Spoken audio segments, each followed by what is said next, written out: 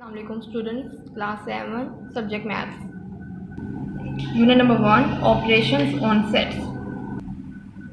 Today we are going to start from the topic universal set. A set which contains all the sets under consideration is called universal set.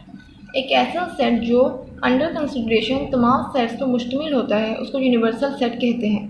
For example, if J set has elements January, July and June and A set has elements April and August, then these are two sets which are under consideration. Then universal set is the set which contains months of the year. इसका मतलब है कि universal set is the main set and all the other sets are part of it. Exercise 1, question number 6. In question number 6, universal set has elements 0, 1, 2 and up to 8. It means universal set has elements 0, 1, 2, 3, 4, 5, 6, 7, 8. Set A has elements 0, 1, 2, 3. Set B has elements 2, 3, 4, 5, 6. Set C has elements 5, 6, 7, 8 and set D has elements 2, 4, 6, 8. A, B, C, D. These all four sets are the subset of universal set because all the elements of these sets are part of universal set. For example, in the set A, elements of set A are 0, 1, 2, 3 and all of these elements are also the element of universal set. किसी भी set को ये कहने के लिए कि वो universal set का सबसेट है, there should be at least one element in universal set that is not in that set. For example, 0, 1, 2, 3 are the elements of universal set, लेकिन universal set में मज़ीद और दूसरे भी elements मौजूद हैं. Please find C complement. Students, part number 9, question number 6. Universal set has elements 0, 1, 2, 3 up to 8. It means the elements of universal set are 0, 1, 2, 3, 4, 5, 6, 7, 8 and set C has element 5, 6, 7, 8. Then to find complement set, we will find U minus C. Universal set has the elements 0, 1, 2, 3 up to 8 minus and then the elements of C set. Students, according to the definition of complement of set, if a set A is a subset of a given universal set, then the set of elements not in A is called its complement set. अगर किसी set के आपको universal set given है और उसके साथ subset A given है, जैसे कि इस क्वेश्चन में हमें सबसेट सी गिवन है, अगर आपको सबसेट ए गिवन है तो आपने ये फाइंड करने के लिए कॉम्प्लीमेंट सेट आप आंसर में वो तमाम एलिमेंट्स लिखेंगे सेट के जो कि ए के एलिमेंट्स ना हो. फॉर एग्जांपल इस क्वेश्चन में जैसे हमें सी सबसेट गिवन है और हम लोगों ने यू माइनस सी फाइंड करना है, कॉम्प्लीमेंट सेट फाइंड करना है, तो वो हम तमाम एलिमेंट्स जो कि सी में ना हो वो हम आंसर में लिखेंगे. 5, 6, 7, 8 द एलिमेंट्स ऑफ सी हम उनको कट कर देंगे 0, 1, 2, 3, 4, 5, 6, 7. इट मीन्स 5, 6, 7, 8 को हमने कट कर दिया है इस सेट में से, यूनिवर्सल सेट में से.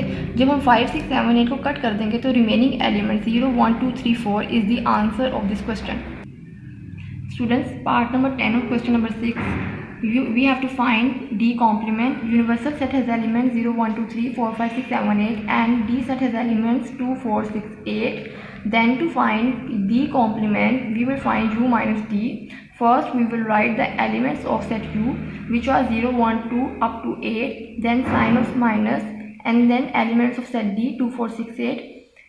D complement सेट में यूनिवर्सल सेट में वो तमाम एलिमेंट्स होंगे, उनमें से हम D सेट के एलिमेंट्स को कट कर देंगे.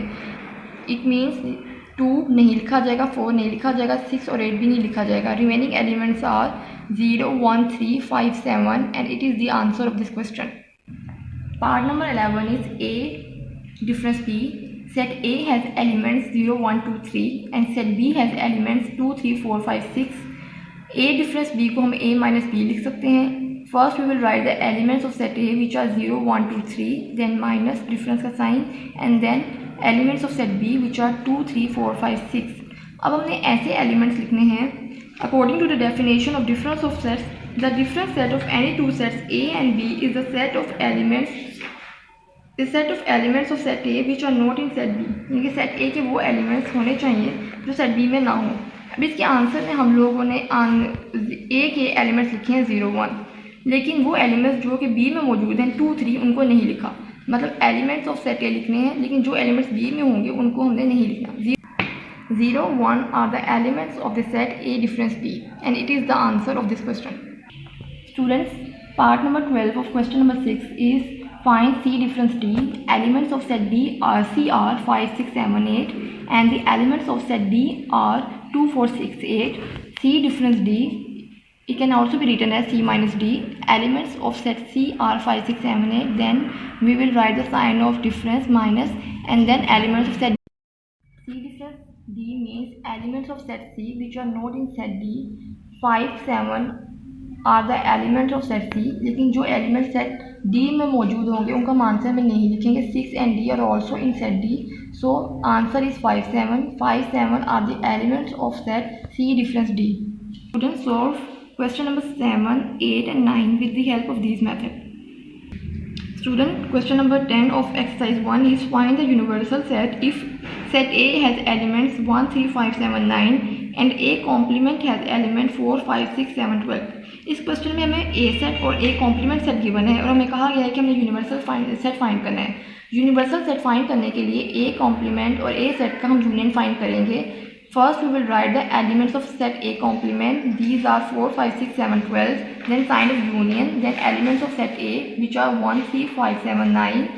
एज वी नो यूनियन में किसी भी दो सेट का जब यूनियन फाइंड किया जाता है तो उनके तमाम एलिमेंट्स को लिखा जाता है. यूनियन सेट में 1, 2 ए कॉम्प्लीमेंट और ए दोनों में नहीं, उसको नहीं लिखेंगे. 3, 4, 5, 6, 7, देन 9, देन 12.